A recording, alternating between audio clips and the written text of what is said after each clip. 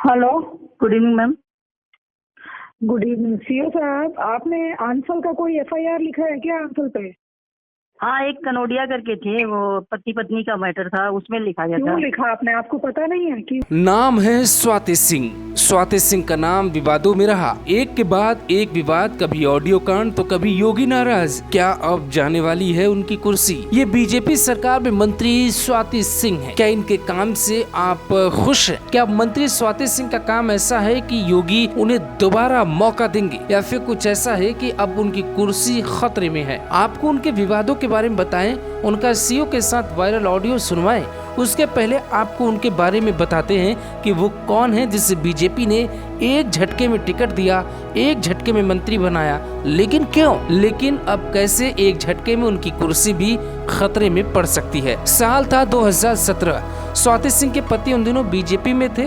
दया शंकर सिंह ने मायावती के बारे में कुछ अपशब्द कह दिए तो बसपाइयों ने स्वाति सिंह, उनकी बेटी को भी बहुत बुरा भला कहा। फिर स्वाति सिंह ने मायावती के खिलाफ मोर्चा खोल दिया, सड़क पर आई और कहा मायावती में अगर हिम्मत है तो वो हमारे सामने चुनाव लड़े। बीजेपी को ये क्रांतिकारी वाला स्वभाव स्वाति सिंह का बेहद पसंद आया। चुनाव में बीजेपी ने स्वाति सिंह को मैदान में उतारा, चुनाव जीती तो उन्हें मंत्री बना दिया गया। फिर क्या, लेकिन मंत्री बनने के बाद ही इनके पैर जमीन से उठने लगे और फिर स्वाति सिंह बन गई वो कहानी जो शायद योगी को पसंद नहीं आई। विवादों से नाता हुआ तो स्वाति सिंह पहले लाइमलाइट में आई, फिर वो अचानक खामोश हो गई। अब आपको वो ऑडियो सुनवाते हैं जो लोकसभा चुनाव 2019 से पहले आया था।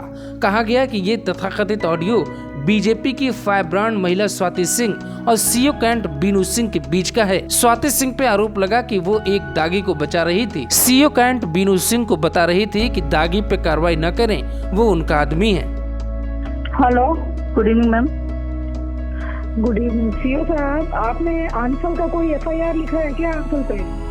हाँ, एक कनोडिया करके थे, वो पति पत्नी का मैटर था, उसमें लिखा गया था। क्यों लिखा आपने? आपको पता नहीं है कि ऊपर से आदेश है कि कोई एफआईआर अभी लिखा नहीं जाएगा?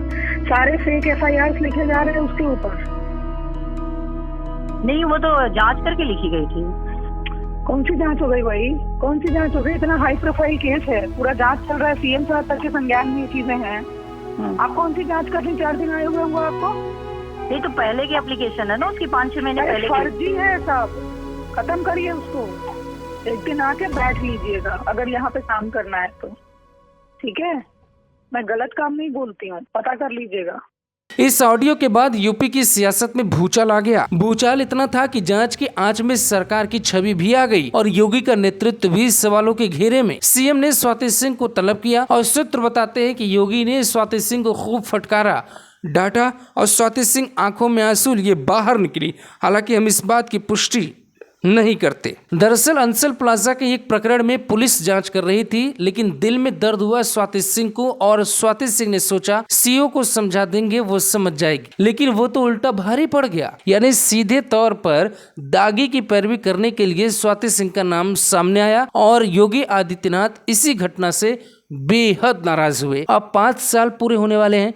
खबर यह है कि स्वाति सिंह की कुर्सी खतरे में है। कहते हैं जो जल्दी शिखर पे पहुंच जाता है उन्हें संघर्ष नहीं पता होता है। इसलिए स्वाति सिंह को ये बात समझनी चाहिए कि वो चर्चा में आई, मंत्री बन गई और वो विवादों में हो सकता है कि अब उनकी सरकार से विदाई भी हो जाए। Bureau report, global Bharat TV.